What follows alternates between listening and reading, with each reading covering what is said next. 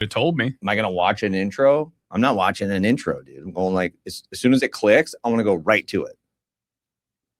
You're not doing an intro? We're live. Okay, no, but let's finish that conversation. What's up, guys? We're live. What conversation? No, on Straight Bible, I want no more intro. I love your intro and your graphics and the work you put into it. I just don't like to sit through an intro, dude. That's hurtful. I know. That's why I wanted to be I didn't just want to text you last night, but last night I was like, I gotta tell Top, I don't want any more intros. Like, you gotta go right into the show. Well, technically, this is a Nephilim Death Squad show right now. No, I know, but I'm just saying with Straight Bible. So, but even on NDS, you just went straight in, huh?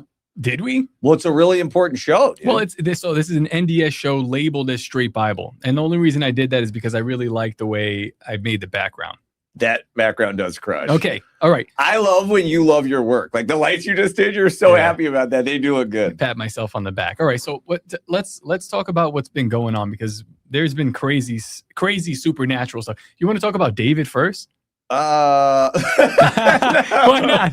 No. Okay. The most supernatural thing about the Raven he's calling. Is I miss him. Like, I didn't miss him the first couple of days, but now I miss him. All right, we'll talk to him. This is going to be a more serious and focused episode after the first 5 minutes. Okay, let's go. David, what's up, man? We're live. Oh shit, is that true? Hey, stop cursing. Let's go. Did you tell everybody that I got fired, or is that still something we haven't released to the public? Well, now they know. Okay. Wah, wah, wah, Severance and everything. I don't know. I was calling you to talk about severance. There will be no severance. We're just going to be moving forward. So stop. Okay, just tell him. Says hi. I want to get it out of the way. God bless you guys, I guess. I want to get it out of the way. God bless you guys. Can you I'm just? on my way to get I'm going to leave to get the truck, and we're going to see what happens. They said it's done. I don't know what that means, but we're going to find out. Let's go. We were so we're talking about crazy spiritual warfare or things that have been happening, spiritual healing. And I was like, I guess we should talk about David, because I know David's going to come with a spiritual story. Well, remember before I left, and I was telling you about a dream, and then we got interrupted because we were going to be on somebody's show, and they showed up into the studio, so I stopped telling you about the dream. Yeah. Oh yeah. Well, Matt doesn't remember, so he can stop making that up. But after the second half of it that I didn't get to tell you was weird and felt exactly like witchcraft. In fact, that's what I woke up saying. And then I got my dick kicked in with my truck. So, but if that's all they could do, then is the Jeep driving? Apparently, it's all done, and I'm going to go pick it up real soon. So, I think so. I think we're good to go. I'm going to say something not slightly, but incredibly feminine. It's going to be very embarrassing, but I feel like it does need to be said. Matt's being nasty today. You know, we started the show and he goes, I love the work you've done for the show and all the effort you put in with the graphics, but I don't want to play an intro anymore. I hate intros. You see how he is? Oh yeah. Well, if you're about to confess to me how much of a integral part of the team I am and how much my talent is missed, I know that, and you don't have to say that. Go ahead, you can say that. Okay, so let's balance this out. Monday, Tuesday, Wednesday, I was like, this is so nice. Yeah. It's so clean in here. It's so organized. Yeah. There's nothing laying around. Okay, Today, I had an overwhelming sense of like, I really miss this guy. I'd say like, burps. when is he coming here back? Have decreased by 97%. Burps. Yeah. Farts, What's 65. increased? Cleanliness has increased by 97%. Yes. For sure. And but the listenership has decreased by a corresponding 97%. Substantially. It's accurate. So hurry up and get your shit. Everybody misses you. Everybody's asking about you. But that was a very bizarre feeling, and I was like, "What is this? I don't know if I like this. What is this feeling?" And I was like, "I kind of miss him." We have someone in the chat, Michael. The show. I'm very David. laying around. I don't know what to do with my body. He's not going to hear this. Michael Manifesto says, "Never buy a Jeep, at least not a newer one. 90 to 2006 were the last good ones." He's not going to hear that, dude. He can't hear it. 2006. You know what it is? God has put God's put a block on his ears. He doesn't care. He doesn't care. He wants to ball out. The Jeep looks cool. He's going to look cool at the beach. Like, he doesn't care. Oh, I'm going to send you a picture, because even though it was a piece of shit and it wasn't doing well, I took a picture of it this morning in the sunlight, and I said, "Fuck, man." He can't help it. He loves it. It's a good looking heap of shit. He loves it. Okay, I'm giving you back the top. I gotta go get it from the thing. All right, never repeat what I just said. I wasn't paying attention. I've learned to tune you out when you speak, even if it's nice. All right, David, you're messing up our show. All right. No, you're not. You make it better. All right, so that's spiritual warfare topic number 1 down. Topic number 2 is that, right after I celebrated my 24-year anniversary with Jessica, maybe if you remember, we had a 19-year wedding anniversary in June. Well, I know this is a little, I guess I'm going all chick stuff today, actually, which I'm fine with that. Like, I always celebrate the day we met. We met on July 3rd. She was, I was partying with her uncle. I came in off the boat. I was trashed. I was on GHB and drinking the Red Dogs. And she was in the kitchen making pasta salad with her mom. And just some mad they're doing with her mom and her sister. And so I wasn't saved at the time. I just saw her from behind and I was like, damn, girl. And then we were just in love ever since, dude, like from that day. So like I celebrate July 3rd, got her like a really nice piece of jewelry, we'll say, because I love her. She means a lot to me. And then right in the middle of all that, like a day or two before that, she started to have like a dizzy thing. You had weird stuff going on here too, right? Yeah, more than normal. Right. But we both have stepped away from it a little bit. Like that's the thing, is we're kind of trying to step away from it a little bit. And so she started to do the dizzy thing. Sore throat, runny nose, like whatever, even fever. It's like whatever. They want to know what you mean by piece of jewelry. I got her something nice. They just said suspicious. I agree. Okay, she's like one of these old fashioned chicks. She's like a chick that could be placed anywhere in the timeline. She's like a timeless chick. So she likes a lot of time travel. You guys do a lot of time travel? We're not really going to get into that right now, but she could exist anywhere in the timeline. And she likes the old fashioned, like the gold coins, like the small gold coins. You put those on a necklace and those are rad, dude. Like cool. Yeah, like those are very rad. Yeah. You so got one from Coin Boy? Because I love her. Yeah. All right. Coin Boy looks out for me. He's a good man. So anyway, so she's doing the like very standing up, driving, anything is making her dizzy. Mm-hmm. I don't know what's going on with it, but I don't like dizzy. You know what I'm saying? That just seems like a bizarre thing. Yeah. We go to somebody who specializes in vertigo. We go out on the boat over the weekend and she's fine on the boat. We're like rocking on the boat, snorkeling, we were getting scallops all weekend. We're snorkeling, we're getting scallops. She feels great. She thinks she's over it. Get home. No, dude, dizzy. We go to somebody who specializes in vertigo. They put her on this thing and it goes tat, tat, tat, tat, tat. It's like a thing that tat, tat, tat and uses like sound and like a vibration to kind of, I don't know, I'm not a doctor, but it's like the Atlas, the C1, the something's out of line. And so when it like pinches the thing, then the blood flow's not right. Something to that extent. Yeah. We do that. She's like, okay, cool. We're working on it, but doesn't feel good the next day or the next day. Then I see my boy Thomas, dude, from the gym. Dude's a savage too. He's a healer. I know this dude's a healer because like he saw me before. I didn't really know him. I said, bro, my shoulder's messed up. I always see you like doing interesting stuff. He goes, do you mind if I like touch it? So he like touches it, does some stuff, gives me like 2 stretches. Boom, my shoulder's healed, dude. Come to find out, every like old guy in the gym has issues like right here with the where the shoulder meets the rotator chest. cuff. Yeah. So he's done that before. Other times he'll be like, bro, you're limping bad, bro. He's like, here, you mind if I go? Yeah, go ahead. He goes, he'll like adjust my leg, and he's just a healer. Like some people are healers, and I'm not talking about like they have like necessarily this supernatural gift of healing. I'm not saying that though, but it's like something in them. They are healing people. Like you could go to doctor school and not be a healer. You're just a doctor and you prescribe stuff and you get the patient in, you get the patient out, you get the money. But there's people that are healers. So I see him. I said, bro, my wife's got this thing. He's like, dude, bring her in. He's like, we'll just get you guys in after hours or whatever. So we go in. Was it only yesterday? Yeah. Dude. So she's been dealing with this for like a week. Nancy thinks that you're taking, Amy thinks you're taking part in witchcraft.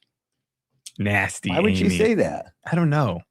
She's being real mean. Oh, no. She doesn't. No, Amy's kind of chill now. I'm not saying she likes me, but I'm saying she's got a little more neutral. And she's not necessarily, she's saying like witchcraft maybe got at Jessica is what she's saying, which I get it. I get it where people could come to that conclusion. Maybe. Yeah. No, we're actually not. I don't think, I mean, I always love Amy. No, I think she means it. She's laughing now.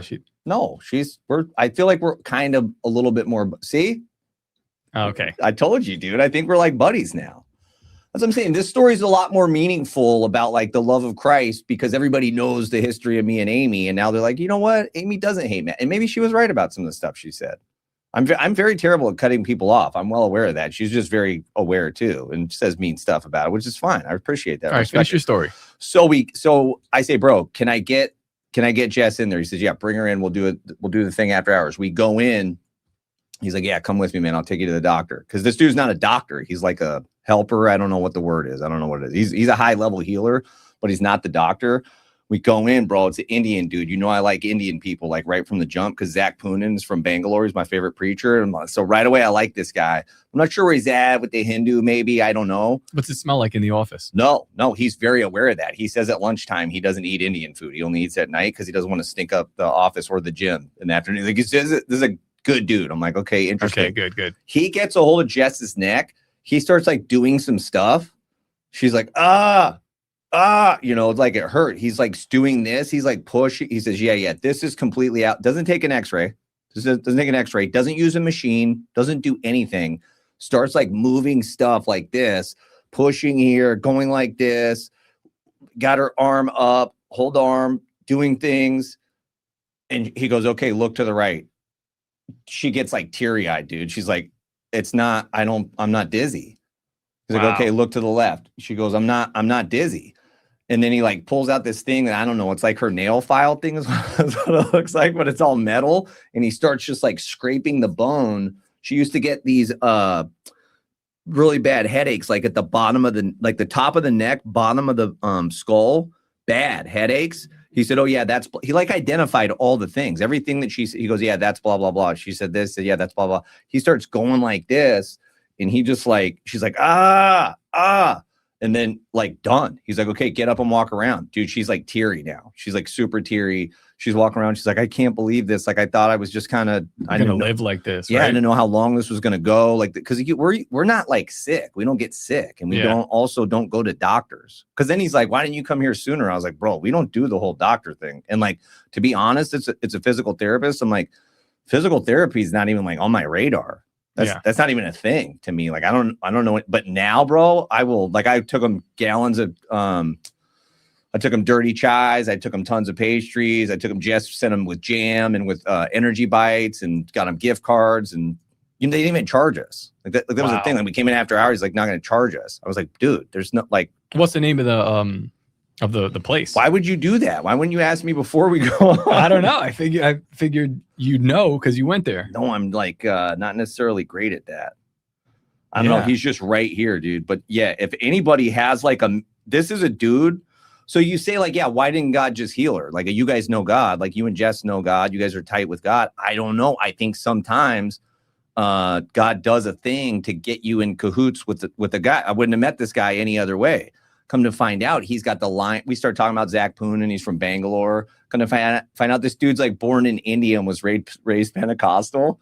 He's got a lion and the lamb painting on the wall that's beautiful. I said, bro, what's that? He said, yeah, it's kind of a sad story. It's a patient of mine that's got Alzheimer's. She comes in and sees it, and she goes, oh, what a beautiful painting. And I tell her every time, you painted that. Like, isn't that wild? Dude, I would love to have this guy on the show, dude. Well, yeah. I don't know if he's down or whatever. I don't really know him, but I'm going to try to like, keep in touch with him. I mean, yeah, he can come, but just tell him, Indian food after. Stop. No. Lake Center for Rehab Physical Therapy.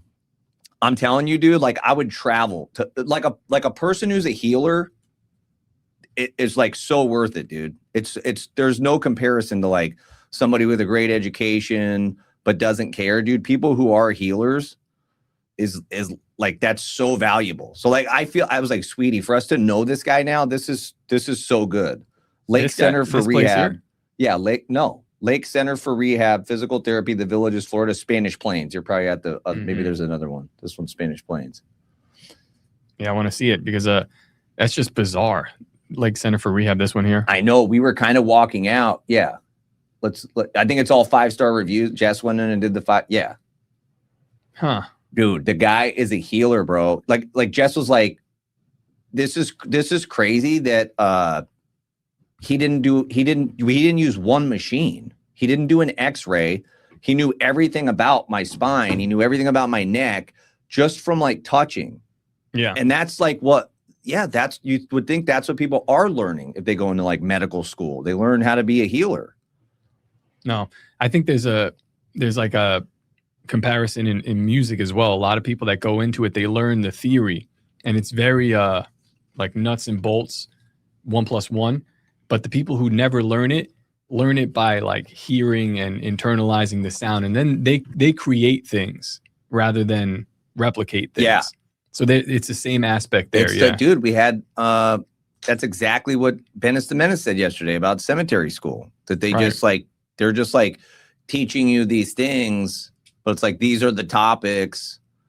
You're not really learning how to read the Bible and learn the Bible there. You're being told what to think about the Bible. Right. Yeah, it's all the world rather than how to think. All the world is like that. Yeah. Everything in the world. That's why the Bible's like very clear. Do not love the world. It's You're crazy not part of the world. Because this place here that you found is like, this place is every other place in the villages. When you pull this up, like you go into here. It's right. It's literally right outside of the coffee shop. This looks like the entrance to the hospital, and what you're going to get there. I mean, it's just Western medical stuff, but inside here you found some sort of gem. That's bizarre.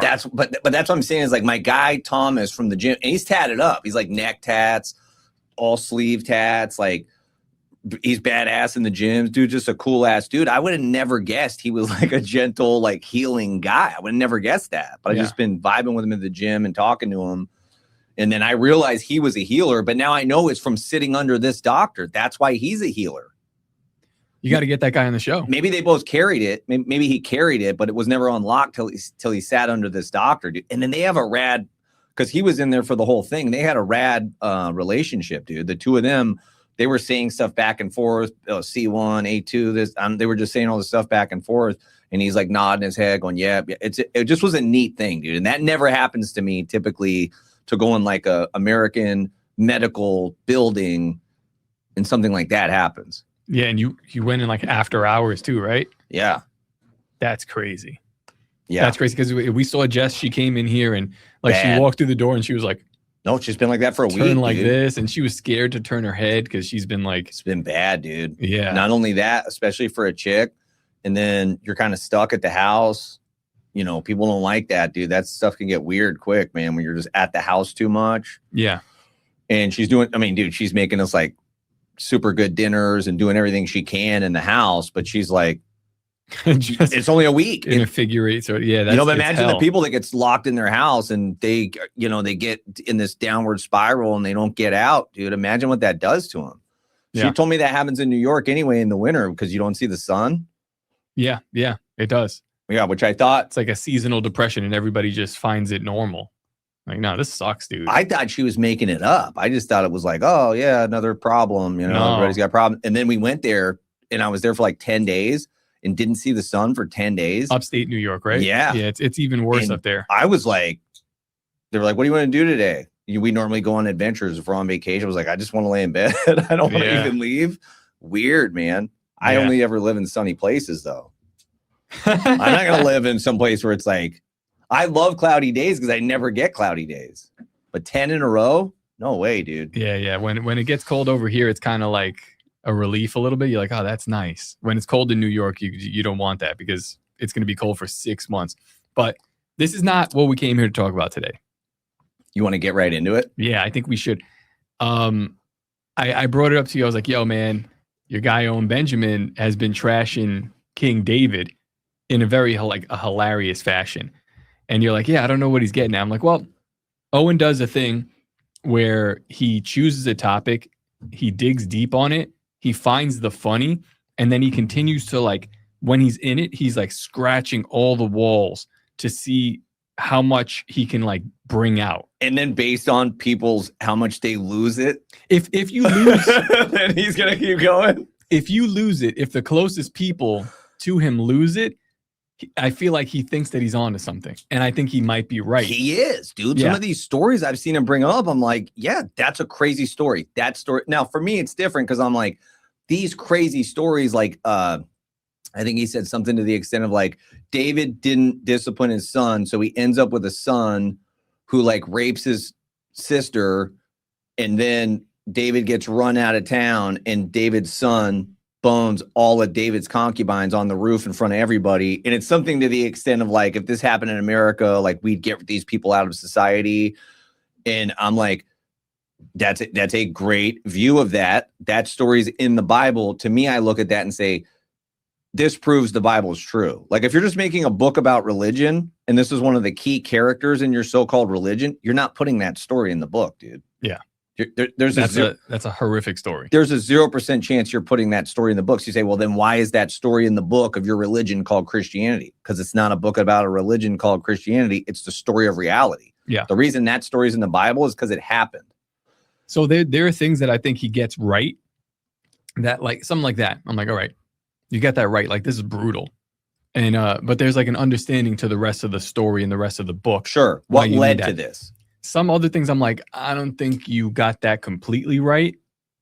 But how is he even close, dude? This guy has a profound mind. Like I'm only in like the beginning of chapter 3, How to Slay a Wizard. Yeah. And so I was chilling at the house, just kind of waiting for you to get back to me. And I was reading it to Jess and Bella. I was like, I want you guys to hear this real quick. And I looked over at them as I was reading it, and they're both like this. What did you read? Just the beginning of chapter 3, where he's exposing like how the spells work and like Bella was like that. Yeah, dude, she liked it. I was like, sweetie, I hope you don't get offended. You better be careful. No, she's got to be careful because that's why they can't have him talk.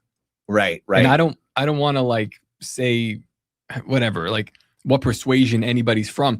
But if he's talking and you're perceptive to it, that means that whatever indoctrination you've been under before didn't work. Well, it was light shit, and it's gonna fall off if you keep talking to this guy, you keep listening to him. Yeah, he's just saying like how to manipulate people. It's all the same, whether it's like politicians, salesmen, drill sergeants, hypnotists. It's all the same. And then he gets into this. He says, like, look at the language around conflict. When one side takes people, they're called hostages. When the other side takes people, they're called prisoners.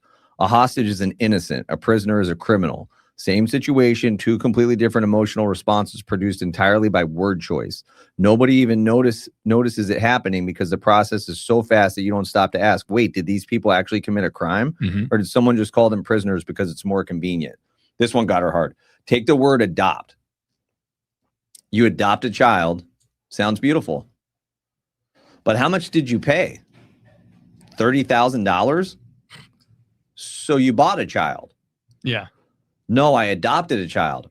Okay, but the money changed hands and a child changed homes. The word adopt does the work of making a financial transaction feel like an act of pure love. I'm not saying adoption is bad. I'm saying that the word is doing something beyond describing what happened, and you should notice when words do that. That was when I looked up at them and they were like this. This is what I was talking about yesterday with the word manipulation when we were talking with Stacks Farmstead, which was a fun episode. Go check that out. What a great dude from PA, man. Yeah, solid dude.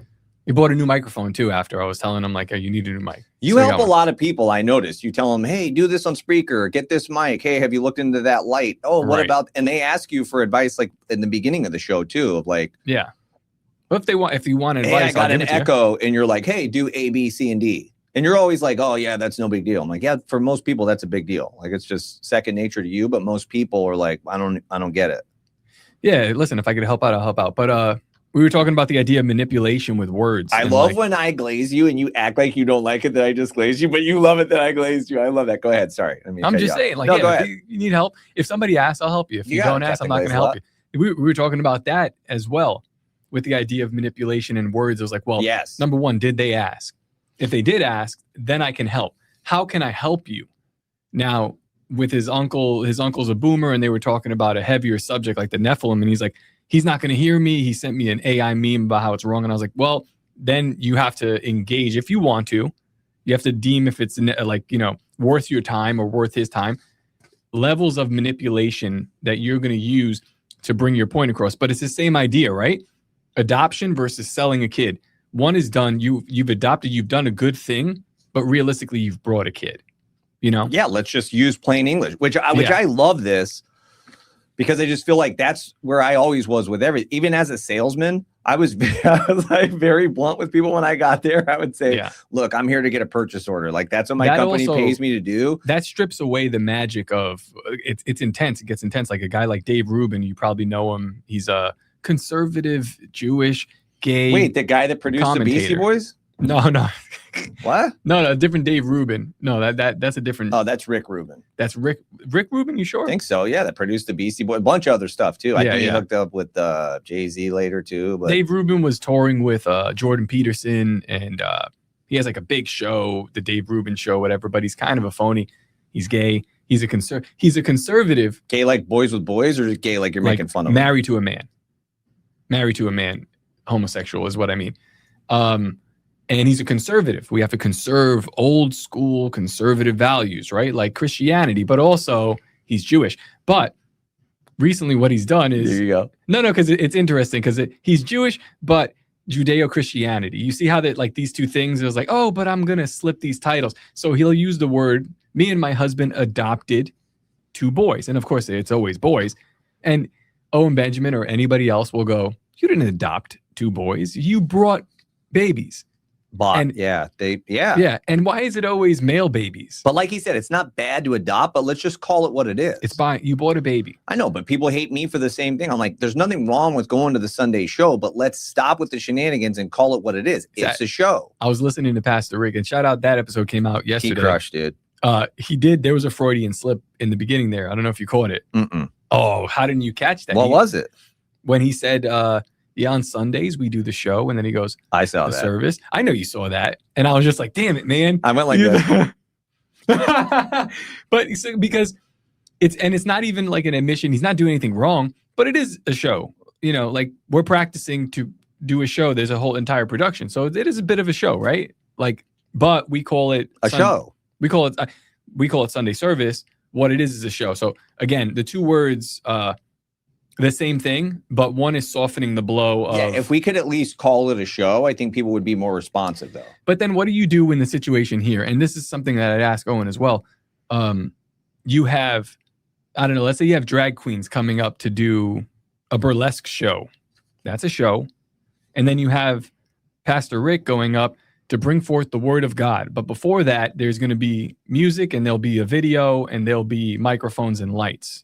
They're both shows, but we have to create a distinction between a guy dressed as a woman showing off fake boobs versus like somebody's best effort to bring forth the word of God. So I understand the use of word. I don't like it. That's why I said even my own words are manipulation, right? Like we're going to deal in manipulation if I'm talking to your uncle about the Nephilim. I have to then manipulate because, well, first off, you've already been manipulated. Like, we got to start there. You've been manipulated for years and years and years, and now I'm here to try to break the spell. How do I do it? Yeah, saying that bluntly to somebody is a great way to start. That's heavy. I don't even know if people can hear that. But then you just say, so do you want to do that or no? Because I'm good either way. I'm good either way. I don't care. I'm about to break your paradigm. I'm not selling you anything. If you want it, great. If not, I'll dust my shoes off and go to another town. But even so, what I'm engaging in still is manipulation. Because I am still like the words that I'm crafting to break that spell. They're manipulating them in a way to do that. Sure. Anytime I tweet, every word is, well, most of the time the words are placed carefully. I wish I was good at that. I'm terrible. I'm just like, should send things, and then I hit the send button. I'm like, you just voice the text and say whatever. I'm like, that was a way more important text. I shouldn't have just hit the send button so quick. I should have clarified what I was saying. And I don't do it every time, but you're sometimes great at that. When it's important and you have to craft a thing, right? You have to craft it. Now we're talking about word craft, which is like spell casting. This whole book is about that. Yeah. And that's your big takeaway when you read this book is you're like, why can't I would say 999,000 out of 100,000, but now I'm like, what? I don't know that there's one pastor in America that could articulate it the way this book articulates it. Which is specifically of like how evil the world is and to not be seduced and deceived by the world. When the Bible goes to great lengths to say, don't be deceived by the world is evil. If any man loves the world, the love of the Father is not in him. It goes to great lengths to say, like, you adulterers and adulteresses, know you not that the love of the world makes you an enemy of God? Okay, but that's not what we're taught in church. We're taught to cozy up with the world. This book exposes the world on a level that's like not exposed within the church system. So it does make you say, okay, what's happening here? What's happening here? Which I'm already like that. I'm already like that with the dude Owen Benjamin, because as you know, our destinies are intermingled, if you will. If Owen Benjamin doesn't get invited to Bohemian Grove last year, you don't get kicked out of Leesburg. Amen. You don't get kicked out of Leesburg. You don't come into the standard coffee shop. I don't come to the standard coffee shop. You never beg me to open up a podcast studio here. I don't beg you to open up a podcast studio, and then I don't become the third member of Nephilim Death Squad. and then you get kicked out. If I don't become the third member of Nephilim Death Squad, I don't ever get kicked out of Nephilim Death Squad. If I don't ever get kicked out of Nephilim Death Squad, I don't have the Straight Bible podcast. So the whole thing goes back to Owen Benjamin in a weird way. In a weird way, you're like, oh, you're stretching. Like, okay, but I'm not going to deny that. Like, in a very bizarre way, like that, like the story of Owen Benjamin now has somehow caused this thing in my life. And I just think it's God saying, hey, keep your eye on that. Well, it's funny because Owen is played, and it's so gay to like go back and I'm like, and glaze him, but I don't want to act like I'm glazing. I'm just telling the truth of what happened. A lot of people go, oh, there goes Top. He's doing his impression of Owen Benjamin. It's like, I don't know. The guy played a pivotal role in my thinking. I remember 2017. What do you mean? They say you're acting like him? Well, because I do things like him. Because his way is a very natural way. It's almost like it's in us, but we're afraid to like act like that. It's because I think what he does is the way you're supposed to act. Yeah. And you find out that like, okay, if I apply that principle over and over again and act like this, it's going to be rough, but the outcome eventually will be good. And luckily enough, I was able to watch him do all the mistakes and do all the things and then see him still end up like good. Him moving to Idaho was a reason why like I'm in New York and I'm like, I got to get my own land. You know, I got to get out of this hellhole. Like it's a spell that was broken. That's one of the spells that like, I'm happy as a pig in shit. Look at me with my, expensive house and I got a little patch of concrete and I'm in New York and people really like this area. And was like, yeah, look at me. And then you realize like, oh no, this is not wealth. This is actually a curse. And so he breaks that spell for me. And it's like just finding him accidentally, maybe on Rogan or something. And then I'm like, let me listen to this guy. Did he go on Joe Rogan? He was on Rogan a lot, like back in the in the day. They're not buddies now though? Something happened. He was on Rogan and he said he was actually on with this guy, Kurt Metzger, which is very funny. And that episode like kind of went sideways because they were joking. Rogan was joking and Owen was trying to make like a profound point. He's like, hey, you guys are headed toward destruction, like that kind of thing. And I think that was a mistake on Owen's part. To go serious because he's always playing the part of the Joker. Because you're a comedian. The part of the Joker is to expose it, but not so serious when you expose it. Yeah, but the thing is too, like it's a relatable part of the journey, which I've been on as well. When we're talking about manipulation and how are you going to talk to people, when something just happened to you, you figure out Christianity, right? You figure out God. You're like, wait a second, God's like the thing. I got to tell everybody. And when they're like, yeah, all right, you're like, no, sit down. You need to hear this. And it's like it becomes preachy, and you get serious, and it's not fun and it's not funny. Although it was still funny because he's Owen Benjamin, but like I feel like he got more serious than he should have in that moment on that show, not in general. And that made it so that like whatever he was saying wasn't like didn't audience get it received. The immediate audience couldn't perceive it. Mm-hmm. I could perceive it because I was already like going that way, but those guys know. And then I don't know. I guess at that point Rogan was like blacklisted him. He's like, this guy can't come back on. We don't want him anywhere near anything. And he had already been canceled from a bunch of other stuff. Yeah. Okay, so let's just get into the fact that he is King David. Like what other way would it be? Yeah, what do you mean? Like what other better way if he is King David to get everybody off his track than to trash King David? I mean, I don't know the whole, and I don't know him like super good. I saw him on Tucker and I'm reading like 3 chapters into his book. But I've read those chapters like slowly and taken a lot of thought about it, produced a lot of extra thinking about a lot of other stuff, dude. Like I've seen him in some snippets here and there. I know some stories you've told me. I think that's why like I called you immediately. I was like, yo, have you seen what he said about David?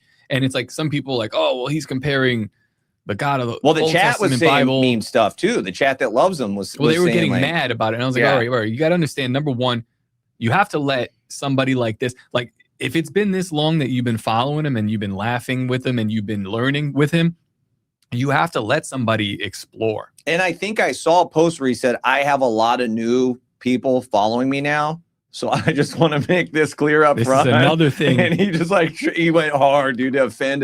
He's if you're going to get offended by this, don't be here, was kind of what he was saying. It's another thing that I learned from Owen. Jesus does that. He said, you're going to have to eat my flesh and drink my blood. Everybody left. I'm not saying Owen Benjamin, Jesus, stop everybody. No, but it's when you see somebody do a thing and you see that it makes sense, you're like, yeah, I'm going to. So like, check this out.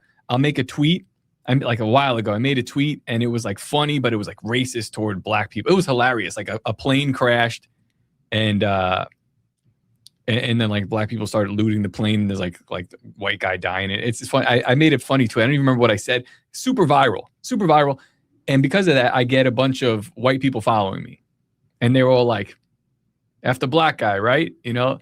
And then I go, the next thing I do after I've amassed like 10,000 followers that I don't know. Clown the white guy. Oh, it's white. Yeah, it's white people time. Now I'm talking about how you guys have sex with your dogs. Your sisters are having sex with the family dog. They lose it. So that 10,000 gets whittled down to 7. I'm like, good, you guys could stay.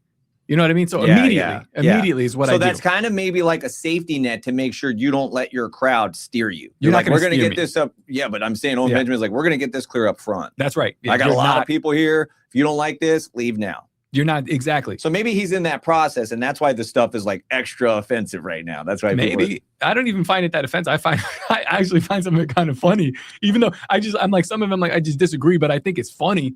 I think there are differences, and maybe I'm fundamentally broken because most of the stuff I find we can agree on that.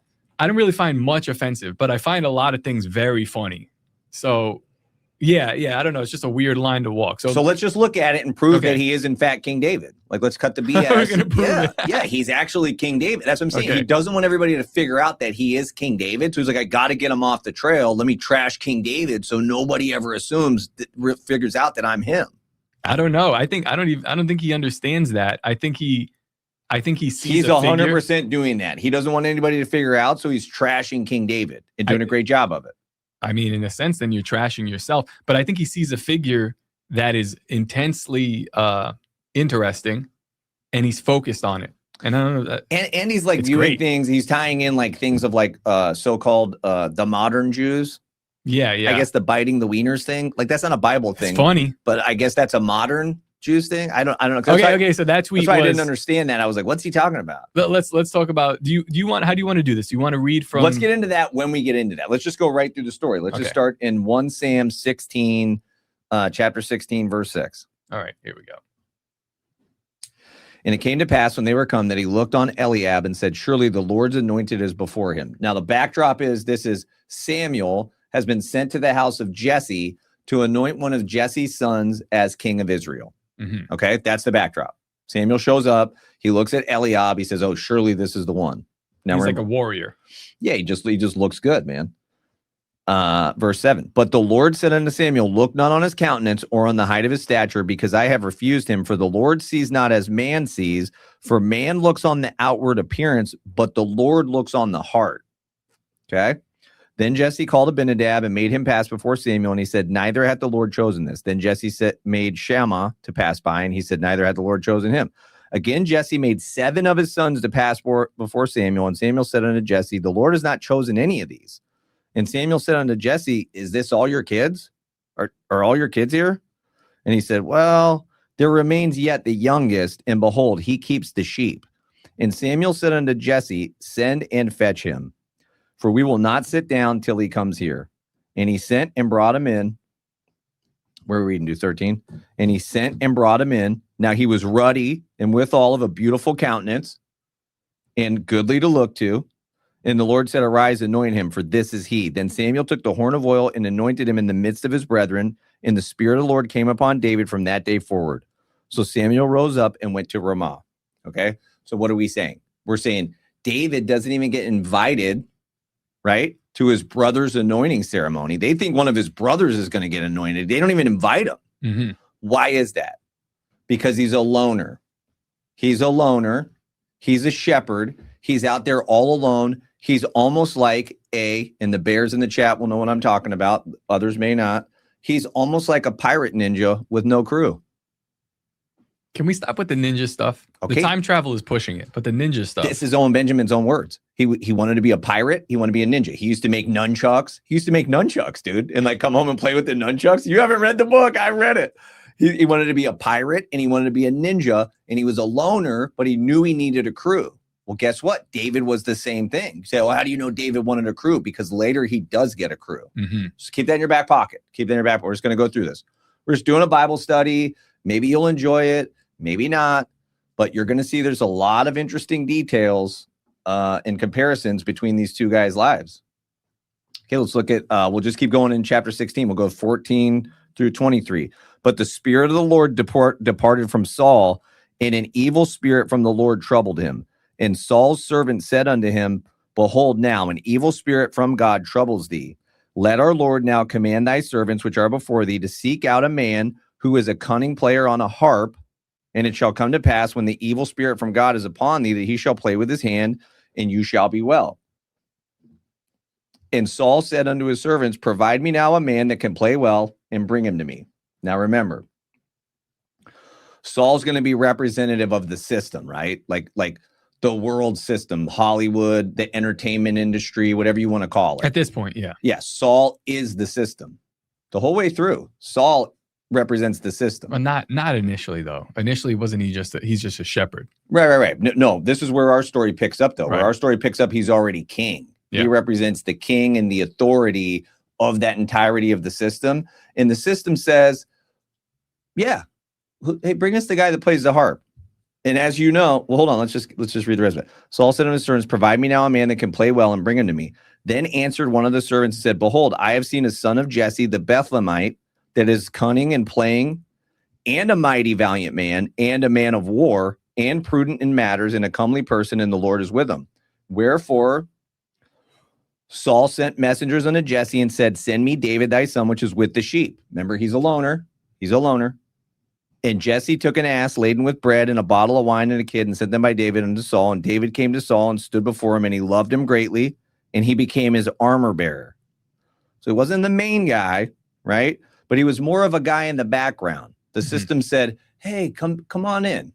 Come on in, Owen Benjamin. You could be the writer. You're not really the main guy, but you're kind of in the background. You're an armor bearer, but you're welcome in our system. Come on.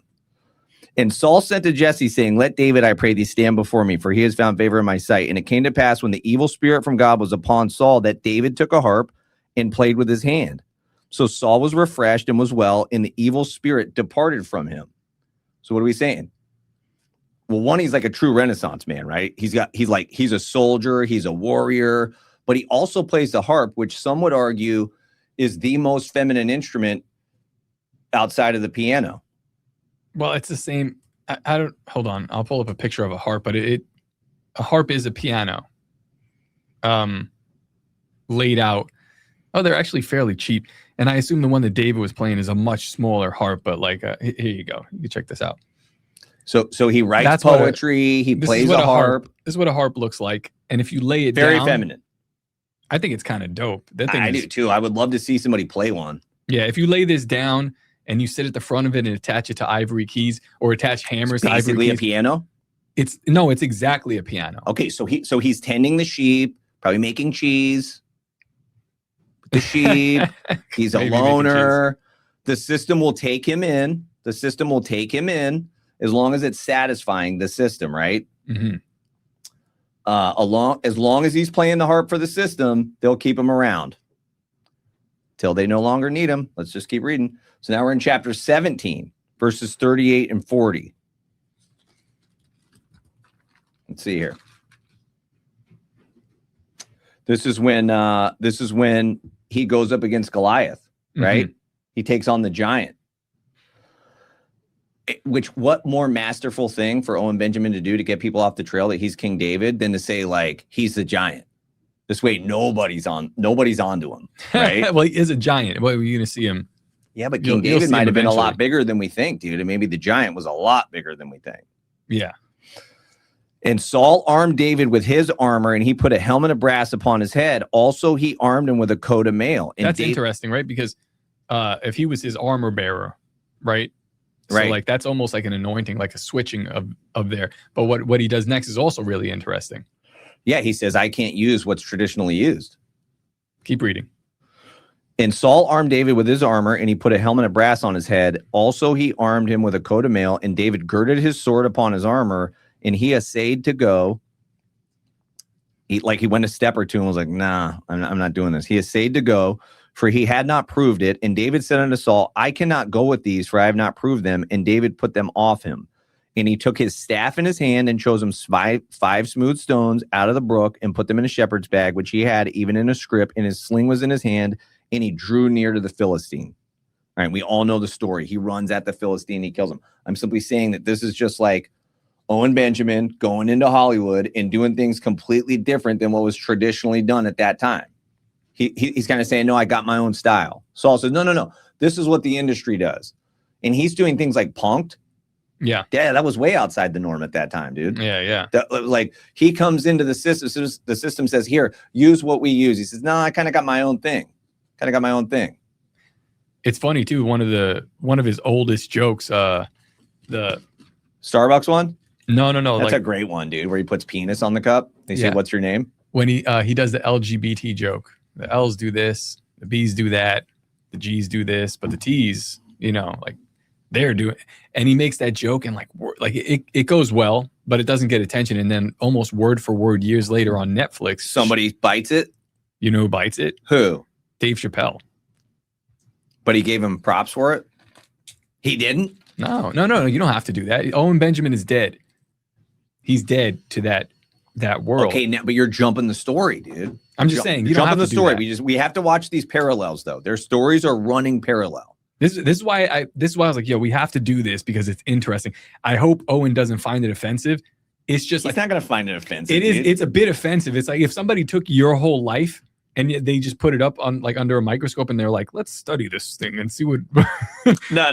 He's gonna like it. He's gonna be like, wow, this dude's like took a look at my life and we'll see if he doesn't like it. I'm sure he's gonna be like, wow, there is some interesting similarities with King David. Because sometimes you read a Bible passage and you really don't like a guy, and come to find out it's like, oh, yeah, because he's like me. I have some of these qualities. That's what happens to me anyway.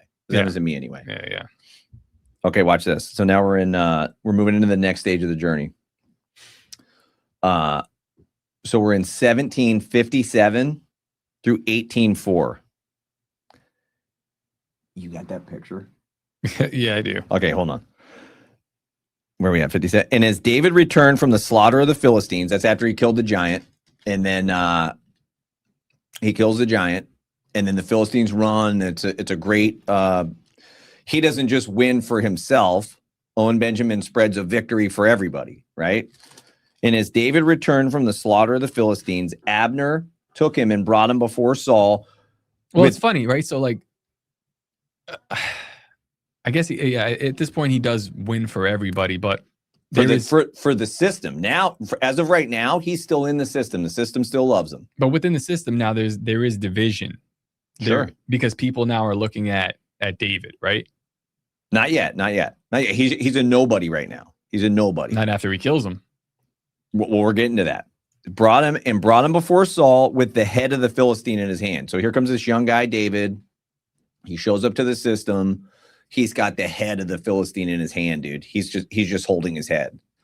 The system is like, okay, damn, what do we do with this guy? This guy's on another level, but he's very valuable to us. Mm-hmm. Like this guy, like most people don't just roll up with a giant head in their hand and go, hey, what's up, King? Mm-hmm. What's up? What do you want to do here? They're like, we don't know what to do with this guy, but we like him on our team right now. And Saul said to him, whose son are you, young man? And David answered, I am the son of thy servant Jesse, the Bethlehemite. And it came to pass when he had made an end of speaking unto Saul that the soul of Jonathan was knit with the soul of David, and Jonathan loved him as his own soul. Now, all of a sudden, there's this bond between Jonathan and David, right? Mm-hmm. That's crazy. It's crazy how bonded they are, and it almost doesn't make sense, and some people are offended by it, that they could be so tight, especially this guy Jonathan is from the system. So watch this. And Saul took him that day and would let him go no more home to his father's house. Then Jonathan and David made a covenant because he loved him as his own soul. And Jonathan stripped himself of the robe that was upon him and gave it to David and his garments, even to his sword and to his bow and to his girdle. Now, what could this be representative of in Owen Benjamin's life? I don't know. And this is where we have another similarity. It's funny too, because like some of these passages, this is like, is David doing gay stuff with Jonathan where he says like he loved him as like a woman loves? No. Sometimes people make a bond that's on another level, right? So what does this mean? So what would this bond be in Owen Benjamin's life? Imagine who is the guy. He makes a covenant with David that will affect him for the rest of his life, right? Just like the man in your life who convinced you to be a father. Think about this. Think about this for a minute. Vince Vaughn. Do we have the picture? Vince Vaughn is a man from within the system that's made this unbreakable bond between himself and Owen Benjamin. He's convinced Owen Benjamin to be a father, which is the greatest thing in Owen Benjamin's life now.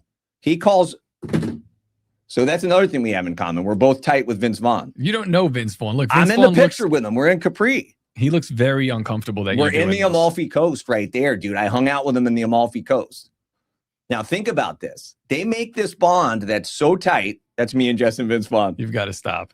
You're not with Vince Vaughn. This is the strongest bond that could have been made. Jonathan, who's from the system, doesn't turn on him. He, in fact, makes a covenant with David that will affect him for the rest of his life, just like the man in your life who convinced you to be a father. Jonathan is Vince Vaughn. Okay, I'm telling you, dude. The parallels are out of control here. This is deep conspiracy. Okay, now the system loves him. That you're not going to ask me about when I met Vince Vaughn? Okay, what happened? Because I can see we went to Italy together. You did not go to Italy together with Vince Vaughn. I can see very clearly here that Vince Vaughn doesn't know you, and you've taken a picture of yourself as he's walking by. You go, babe, I think that's Vince Vaughn. Let's take a selfie, and then you turn. No. I didn't think it was. I walked up to him. Somebody we were on the trip with was like, Matt, Vince Vaughn's over there. He's another dude that's huge. This guy's tall, right? Yeah. We were in the Amalfi Coast, dude. And yeah, he's in like basketball clothes and like long socks pulled all the way up, and he looked kind of dorky.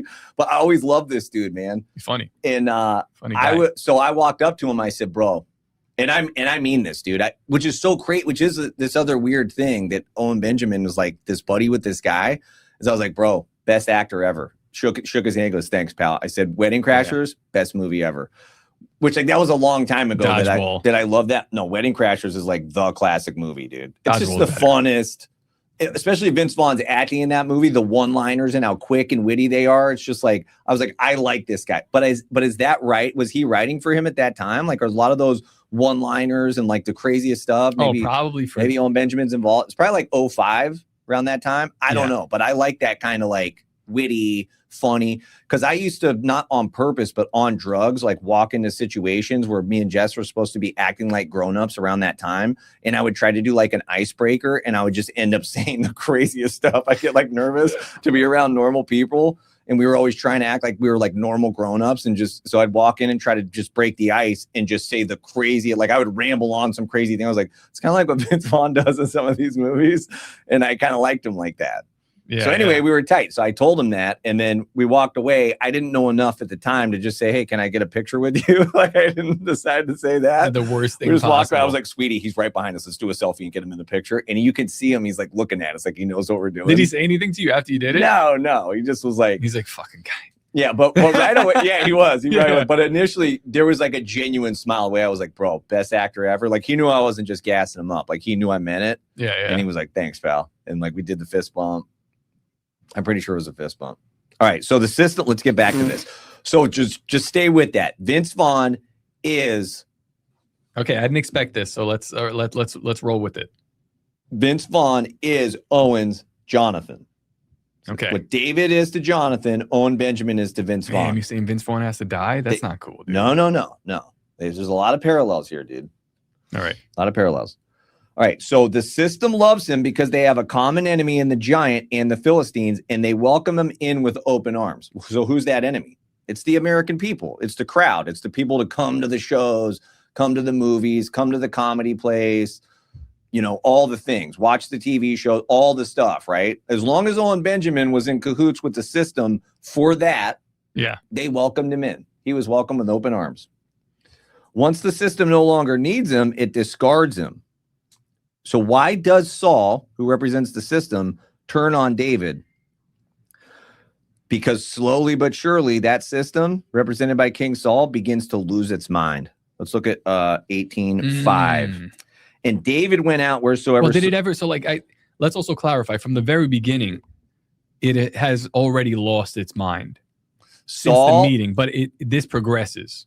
Yes. I mean, Saul always was what he was. We talk about this a lot. Satan was a liar from the beginning. He was a murderer from the beginning. It takes time to manifest. Saul always was what he was, but a certain time period came along where he starts to lose it. Yeah. There's a certain time period comes along where the system starts to lose it and no longer can tolerate having David around. Kind of dissent. No longer can tolerate having Owen Benjamin be around. David went out wheresoever Saul sent him and behaved himself wisely. Remember, this is representative of OB. And Saul sent him over the men of war, and he was accepted in the sight of all the people and also in the sight of Saul's servants. So even though he's young in the game, everybody's looking at him and they like him. Even in that system, they're like, there's something about this guy. And it came to pass as they came when David was returned from the slaughter of the Philistine that the women came out of all the cities of Israel singing and dancing to meet King Saul with tabrets, with joy, and with instruments of music. And the women answered one another as they played and said, Saul has slain his thousands, but David is 10,000s. Right. They like him. Yeah. They like him. And Saul, punked his big hits. Vince Vaughn, big hits. The system likes him. The crowd likes him. Saul was very wroth, and the saying displeased him. Now the system starts to get a little jealous. He said, they have ascribed unto David 10,000, and to me they have ascribed but thousands. And what can he have more but the kingdom? And Saul eyed David from that day forward. Now, I don't know enough about Owen's story to say when this happened. But this definitely happened. Yeah. I don't know how this came about, but this came about where the system started to eye him and was ready to get rid of him. I'll keep reading. And it came to pass on the morrow that the evil spirit from God came upon Saul. A lot of people don't like that passage. God won't send the evil spirit. Okay, it says it right there. Came to pass on the morrow that the evil spirit from God came upon Saul, and he prophesied in the midst of the house. And David played with his hand as at other times, and there was a javelin in Saul's hand. So David's still there playing the harp for Saul so that he's soothed. He's soothing the system, if you will, for a time. And Saul cast the javelin, for he said, I'll smite David even to the wall with it. And David avoided out of his presence twice. Damn, so he threw two, huh? This happened 2 different times, man. They're just chilling in the house, but David's witty. Owen Benjamin, you ain't going to get him like that, dude. Boom, he's quick. They go for him. He's out of there. You can't get him. He's got a destiny, if you will. And Saul was afraid of David because the Lord was with him. I'm not even going to unpack that. I'm just going to say that, Owen Benjamin is not in the place where he's at today unless God has guided this whole thing. I'll just say that. And was departed from Saul. Therefore, Saul removed him from him and made him his captain over 1,000. And he went out and came in before the people. And David behaved himself wisely in all his ways, and the Lord was with him. Wherefore, when Saul saw that he behaved himself wisely, he was afraid of him. Keep saying this, right? But all Israel and Judah loved David. The crowd loves David. The system is starting to turn on him because he went out and came in before them. And Saul said to David, behold, my older daughter, Merab, her will I give you to wife. Only be valiant for me and fight the Lord's battles. For Saul said, let not my hand be upon him, but let the hand of the Philistines be upon him. So now he's butt kissing David, but he's really hoping he dies. He's going to set him up. Yeah. Yes. And David said unto Saul, who am I? And what is my life for my father's family in Israel that I should be son-in-law to the king?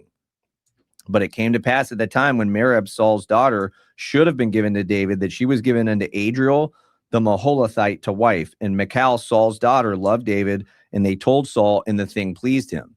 So now the system says, let's get some trickery in here. Let's offer him one of our females. I don't know. I'm just guessing there's got to be something like that happened with Owen during that time period. He's in Hollywood. He's doing his thing. The system says, let's offer him one of our females. We'll get him. We'll trick him. And Saul said, I will give him her that she may be a snare to him. That was his real motive, not to bless him, but to be a snare to him. And that the hand of the Philistines may be against him.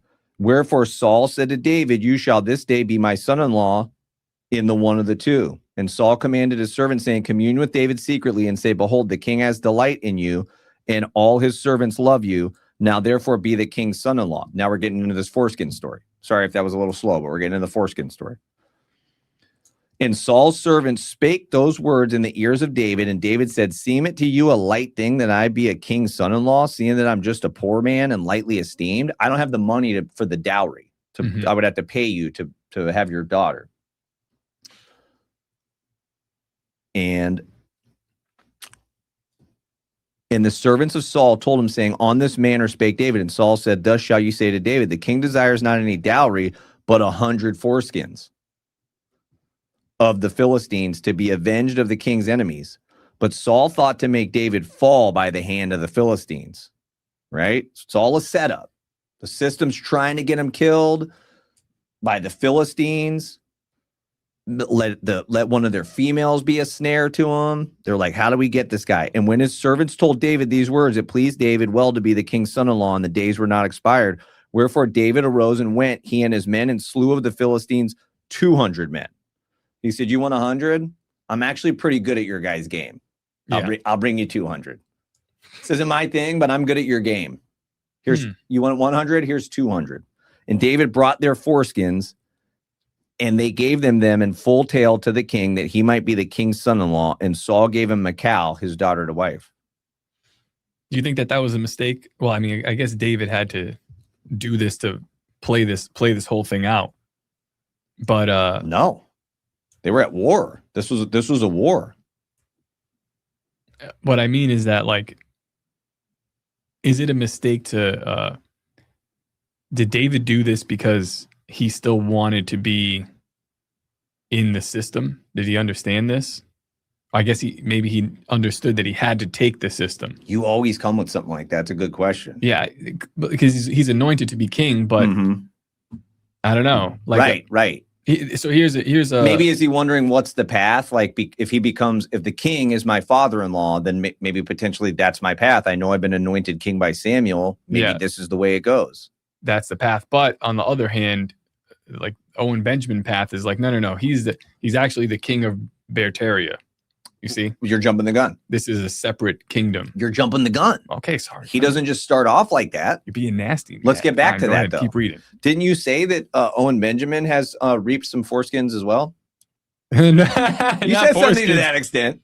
No, I mean, I don't think it pertains, but like, I was like, if you're talking about like scalps, you were asking me who Andrew Wilson is. You want to know who Andrew Wilson is? He's a man that dominates dumb woman in debates, like OnlyFans people in debates, but can't open a pickle jar. He's a guy that... So you're saying when Owen Benjamin clowns that guy, he scalps him? He took his scalp. Okay, so he's taking foreskins too? Many scalps. Okay, many foreskins. I don't know if he's taking the foreskins, but he's taking the top of their heads. Well, I guess it's the same thing. I don't know. And Saul saw and knew that the Lord was with David. So the system knows, okay, this guy's got something we don't. And that Michal, Saul's daughter, loved him. And Saul was yet the more afraid of David. And Saul became David's enemy continually. So this enemy vibe starts to increase now. Then the princes of the Philistines went forth, and it came to pass after they went forth that David behaved himself more wisely. Remember, that just keeps coming up. Than all the servants of Saul, so that his name was much set by. And Saul spoke to Jonathan, his son, and to all his servants that they should kill David. So now it's not just the Philistines. It's not just his dog, one of their females for a snare. Now he's even trying to get Vince Vaughn. So who knows if there was a time where the system came to Vince Vaughn and said, hey, man, you got to get on out of here. Right. And yeah, but watch what Vince Vaughn does. Well, that's what to him, I don't know. But like, we know that that's happened. Really? Well, that's exactly what this is saying. But not for, like, again, I don't know from Vince Vaughn, no, but like from other people. Oh, okay. Where they've been told. Yeah, they've been told. Well, that's what this system's doing. That's probably by Joe Rogan. I'll be honest. I don't want to say these names, but like, yeah, it seems like that's what happened with Rogan. And then he was persona non grata to everybody. Okay. Everybody. Okay. This is what I'm saying. He is King David. Owen Benjamin is King David. He's just trying to get us off the trail by like mocking King David right now. It's okay. We love him. It's cool. Like, his secret's safe with us and our, listeners. It's not a big crowd. It's not a lot of people, but we know. But Jonathan, Saul's son, delighted much in David. And Jonathan told David, saying, Saul, my father, seeks to kill thee. Now, therefore, I pray thee, take heed to thyself until the morning, and abide in a secret place and hide thyself. So he's got homies on the inside. They want him dead, but he's got homies on the inside. right? Yeah. Let's jump to 19:18 through 24. Don't worry, it gets better from here.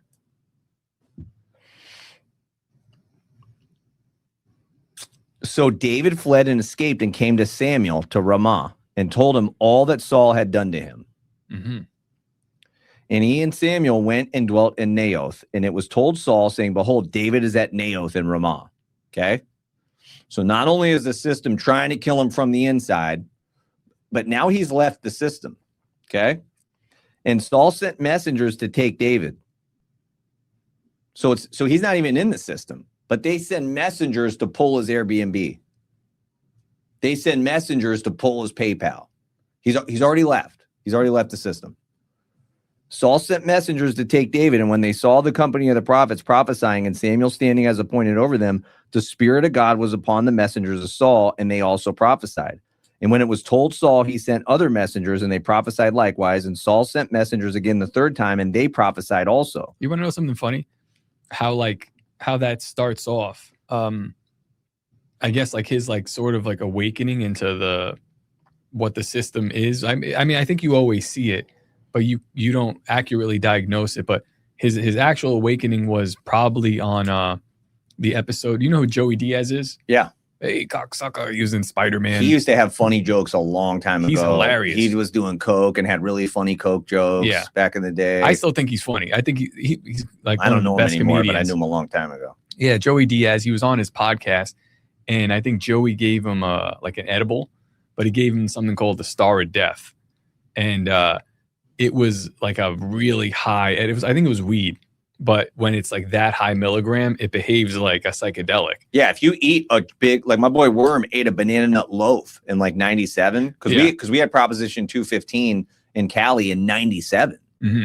So you could get a medical marijuana card way back then. Yeah. So Worm, you were supposed to eat a slice of the banana nut bread. He ate the whole loaf, and he was tripping like acid or mushrooms. That's what it was like. So yeah, but it's weird because like gave it to Owen Benjamin or gave it to Joe Rogan? No, he gave it to Owen Benjamin.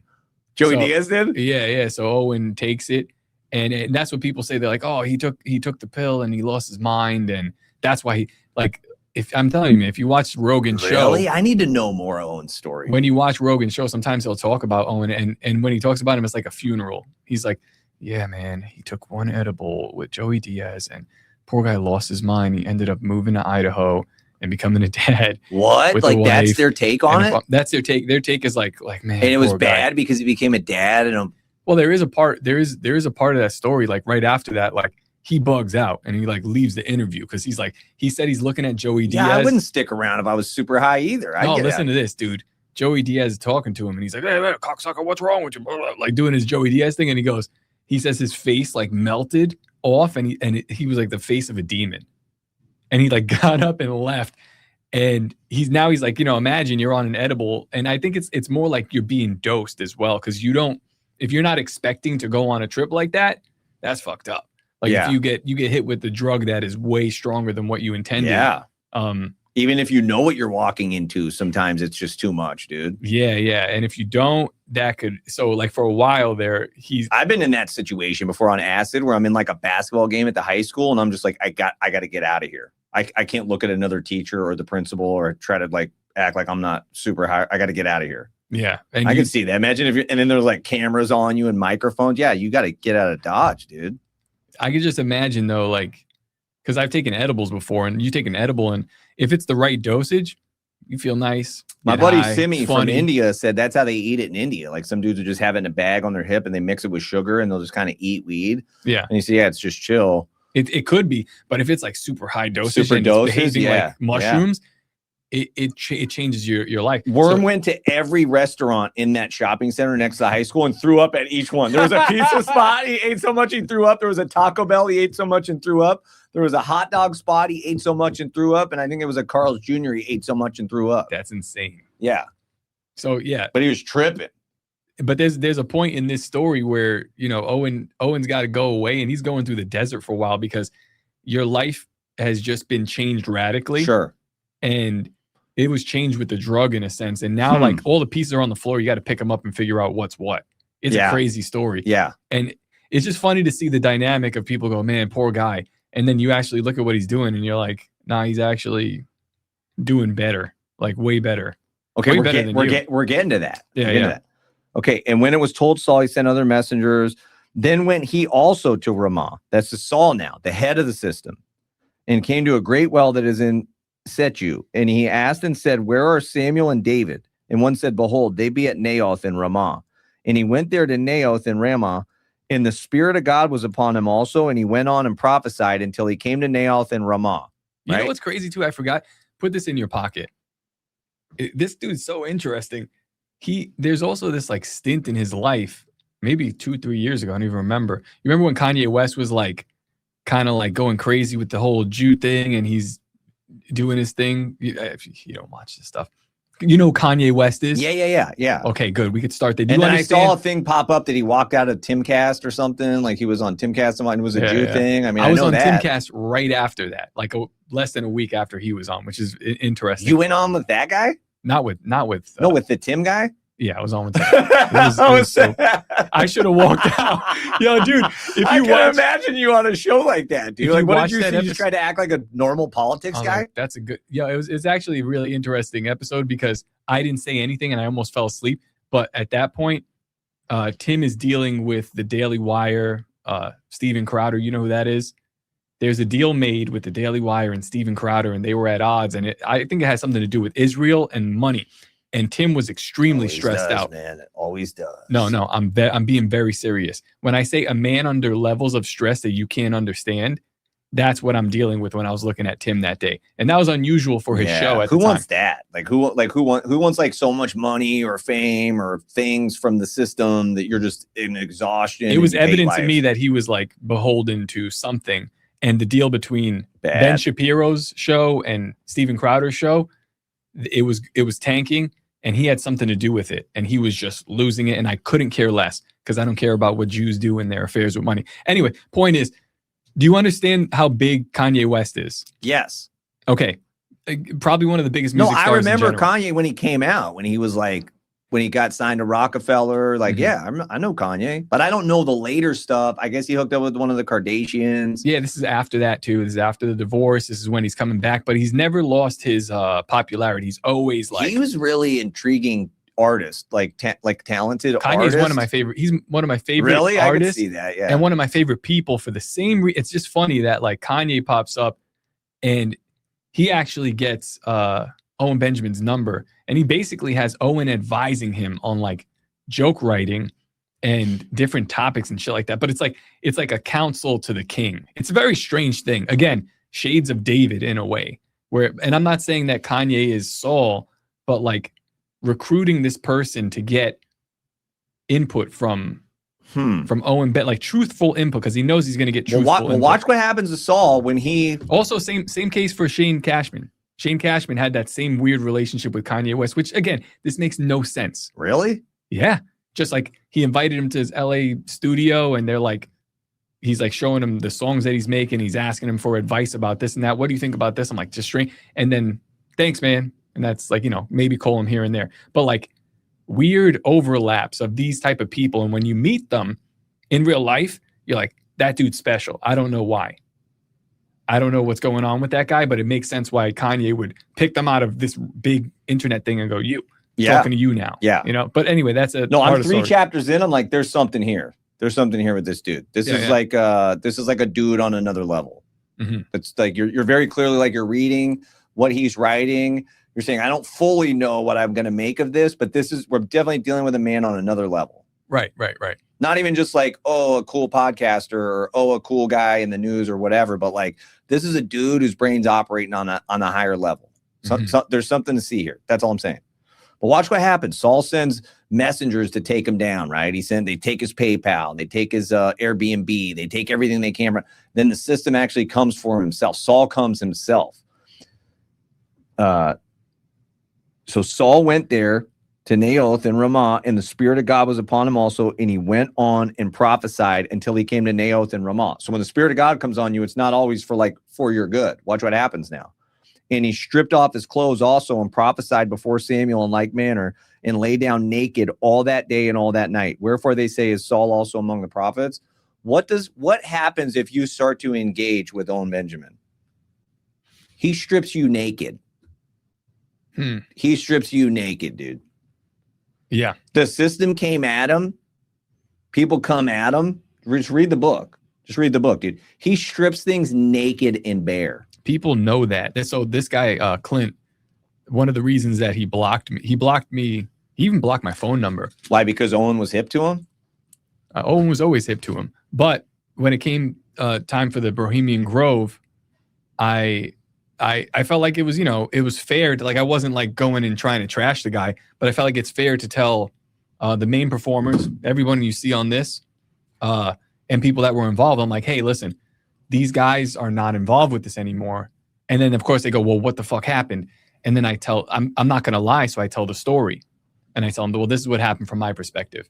And Owen he started to like scratch again at Clint, and Clint like freaked out, blocked me, blocked everybody, and just moved away. So yeah, because you don't want to get stripped naked. And if you have that's what he's going to hide with this dude, you look at this dude, you're like, if you have anything to hide with this guy, don't go in his presence. Like, don't be on his radar. And it's something I think about too, like, as I like, because it's been a couple of years now that I've been friends with him, and like I, make contact with him, and I'm like, eventually, and I told him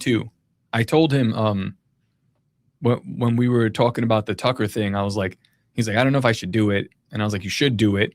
Like, don't lose your soul doing this, but like, this is an opportunity to talk. I think you should do that. And the conversation got to a place where I was like, hey, listen, I expect you to strip me naked if you see me doing some dumb shit. And I'm like, I'm not going to be mad about it. Sure. That's a good friend, right? If they say, hey, this is what's up. And the same for him. The Raven was mad at me for looking at the chat, not paying attention. He exposed it. He said it. That's a good friend. I miss him. Yeah. I miss him. Okay. This next part, dude, this wasn't even part of it, dude. Cause I had no clue about the, went a little crazy with the edible. No clue.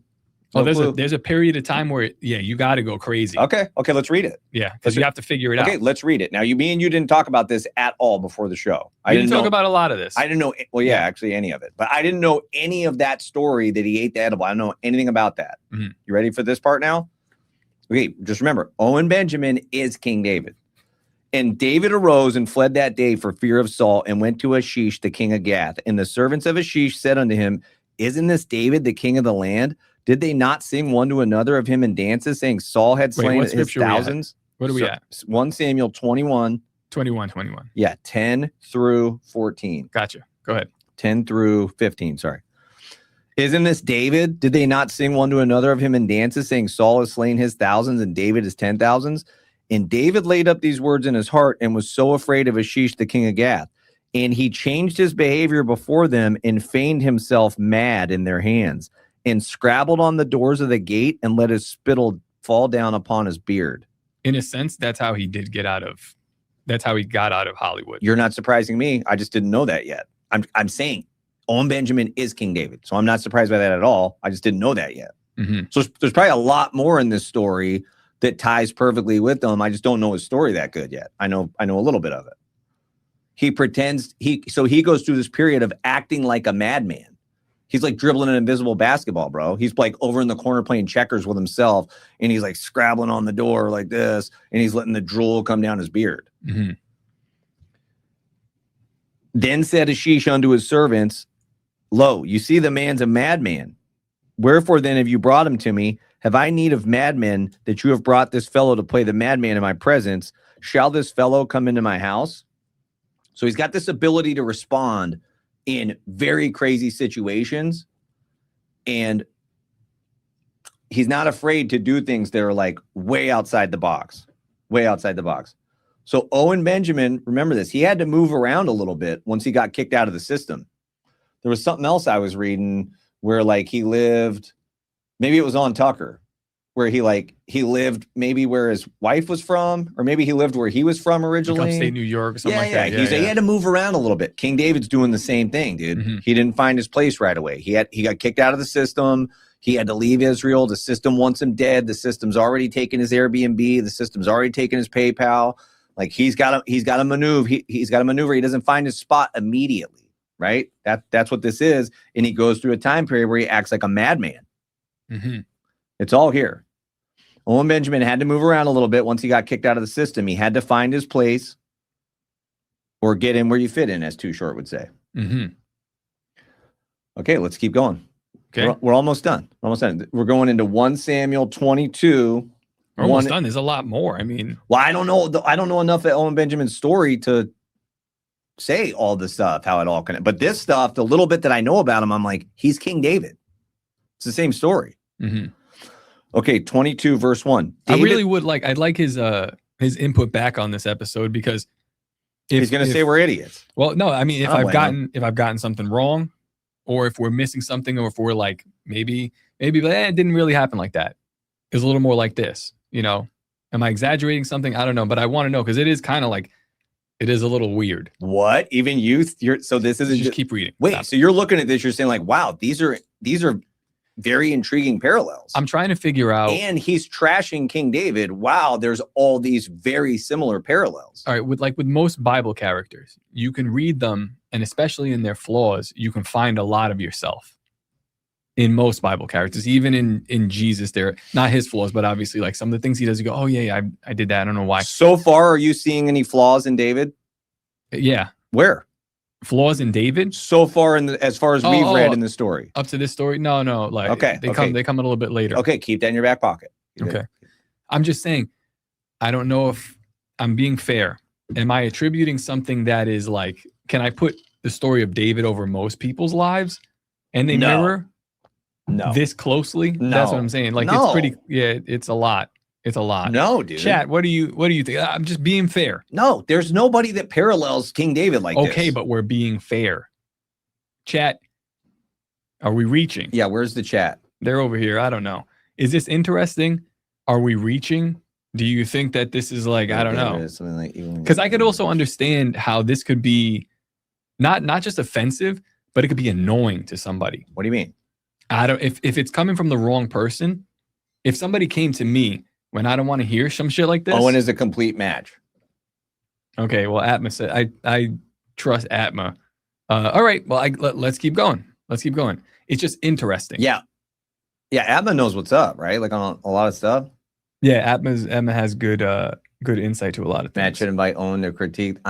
He's not my buddy like that, dude. I'm not gonna, he'd probably just be like, you're an idiot. You probably have a cool farm, but you're an idiot. Probably. This is good. This is fascinating. I don't think I'll be annoyed. A mild reach. Mild reach? Okay. That's fair. Yeah, that's you call Vince Vaughn his Jonathan. I got it. I got you. That's a little, I don't know anything about Vince Vaughn, so I can't. Okay, is it okay if some of this is a little bit comedy too? Or no, this has to just be super serious? No, it's a little bit of both. I think we stepped. I feel like this is a little bit of Owen Benjamin style comedy where he's like doing a comedy. Like when he's talking about the raccoon and the minx, is that what he says? Like the minx is the cat? Yeah. He's saying it like so serious, but trying not to laugh. Like he's saying it like it's so serious. Yeah. My duck, Gary, was found in the pool with an erection. He's saying it like it's so serious. But of course, there's an element of we're joking here. We're joking, but then part of it, I'm like, fuck, man. Well, okay, but yeah, it just, that's what I'm saying. This is Owen Benjamin style comedy, isn't it? I wouldn't even say it's comedy. I'd just say like, yeah, it's just, well, I don't know. Right. Let's keep going. Okay, this is where it gets good, dude. We haven't even really got there. David therefore departed thence. Okay, he's trying to find his way. He's trying to find his place. He's trying to figure out where does he fit in. He goes to the first place. Then he has to act like a madman for a little bit. Mm-hmm. Okay, that's not the spot. Let me go to the next spot. Let me find my path here. David therefore departed there and escaped to the cave Adullam. And when his brethren and all his father's house heard it, they went down there to him. And everyone that was in distress and everyone that was in debt and everyone that was discontented gathered themselves unto Owen Benjamin, and he became a captain over them. So he's run out of the system. He goes out into the country, lives in seclusion in Idaho, and then a band of misfits, rejects, rebels, and outcasts from the system gather to him. Are you serious? Are you serious? And then ultimately he guides this band of outcasts and rebels. This is a part of the story where that's a direct overlap. Not many other people do that. There's nobody that lines up with this story like Owen Benjamin, dude. There's nobody. Right. These people gather to him, and ultimately they take on the system. We're not going to keep reading any more of the story, but I'm saying that's what happens in the story. Is ultimately this band, this band of real like, what's the main thing I say about like why I love what we do way better than like a regular church Bible study? Because these are the realest people, dude. The people that are like in this community are the realest people. Yeah, but they're offensive. Oh, but they're mocking the Bible. I'm okay with that, dude. I'm okay with just let's all pump the brakes for a minute. Let's pump the brakes, dude. We weren't all here. We're all still growing. We're all still finding our way. He mocks the Godhead. That's an incredibly complicated topic. He's a comedian. Let's just chill out for a minute. Let him do his thing. This story lines up incredibly perfect. He's guiding this people. He ends up with like the mighty man. You ever read the stories of the mighty? He ends up with straight badasses from society that the system never knew was badasses, dude. They didn't know. They flock to David. He becomes a captain or a guide or a leader over them. And those people ultimately go take over the system. That's all I'm saying this story is. Now, where we are in Owen Benjamin's story, I don't know. All of the stories that he's pulling up now to kind of mock David, there's stuff that happens later after David sins with Bathsheba. That's where he brings this curse on, and that's where things get really bad for him. Owen Benjamin's not that far in the story yet, right? I think this is where he's at. That's why I said we're not even going to read anymore. I think this is where Owen Benjamin's at in the story. Yeah. And so the question is, like, if like let's say King David's story is this long, right? Where's the camera? King David's story is this long, right? Owen Benjamin's only this far in the story, though. He's only this far in the story. You see what I'm saying? This is where he's at right now. It all parallels David. Let's just see where this thing goes from here with Owen Benjamin. What do you think about, man? Because it's interesting because people are just, we're storytellers, but we live through archetypes. I think this is like a Jordan Peterson point, but I'm sure Owen has touched on it as well. And we repeat them maybe subconsciously, unknowingly, these archetypes. So it's not the first time that he's probably heard the story of David. It's a popular story. People know that. Most of them don't know the whole story. They know bits and pieces. Yeah, maybe not close enough to like really put it together and look back and reflect. And who knows, like, how would you even reflect on this? You're living your life. So it's like, why would you look? It's a weird thing. Sure. Do you think it's possible? Do you think that you play out the whole story because this is the story of men? No, I think God makes you aware that you're doing it, and you be aware now. Yeah,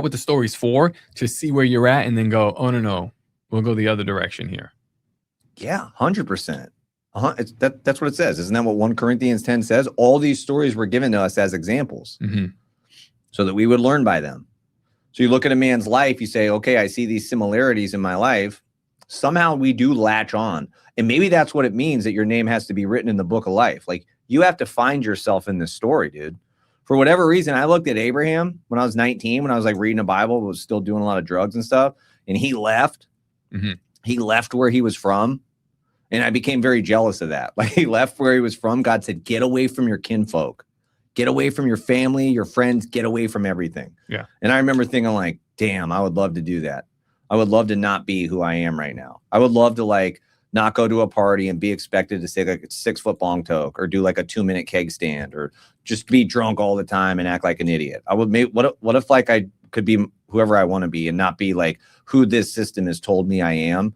And I saw Abraham leave like that, and I was jealous. And I was like, I love that. And then one time I was taking a piss in Lake Tahoe on the side of the road on ecstasy and like drinking the whole way up there to Tahoe.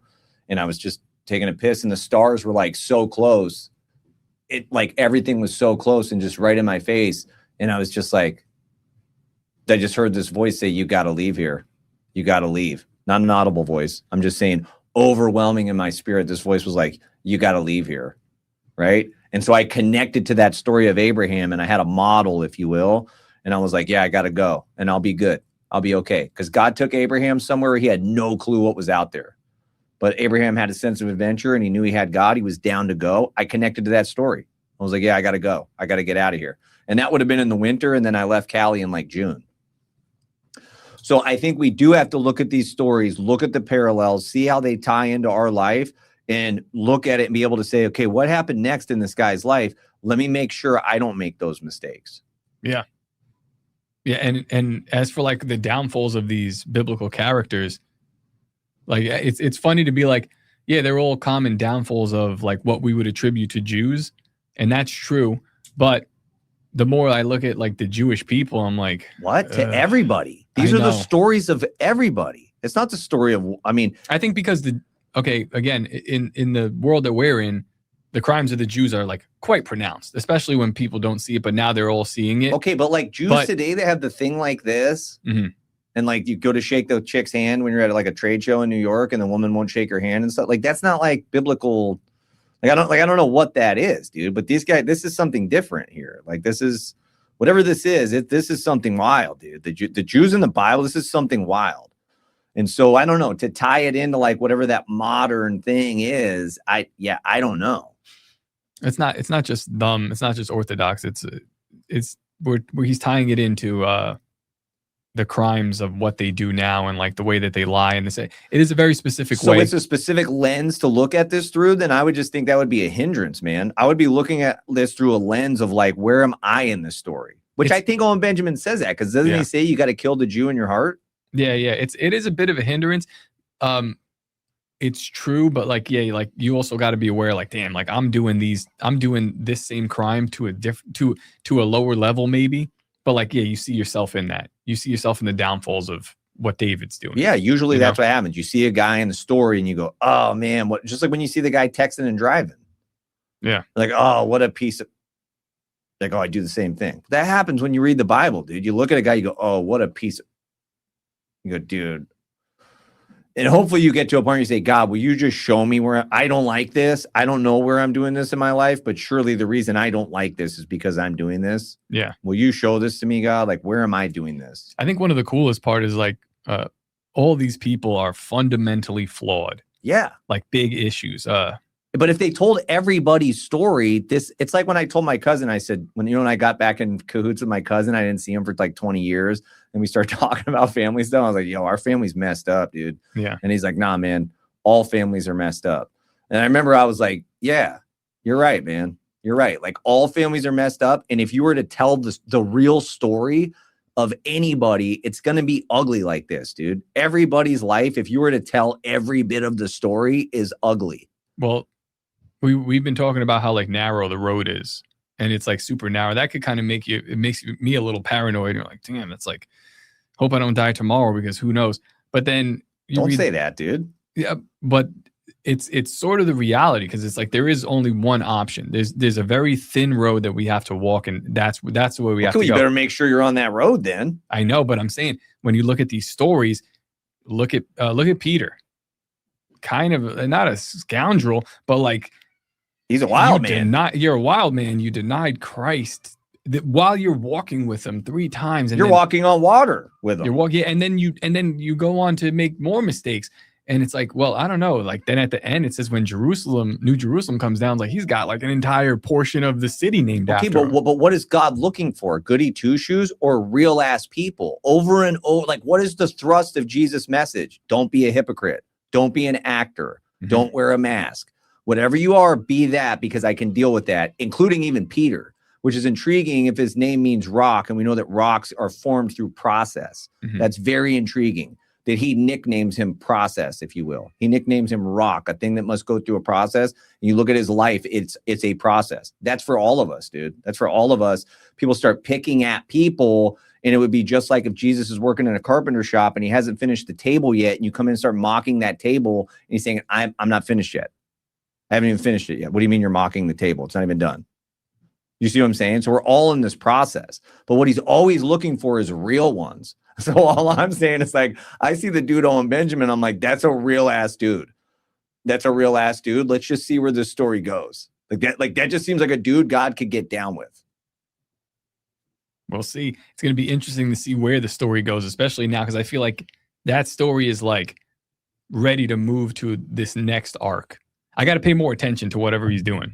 It's always cool. Anything I ever see is cool. It's just weird because like for me before, I was like, obviously, if you're like, I was like more of a consumer. So I'm listening a lot to his show and like other people's stuff.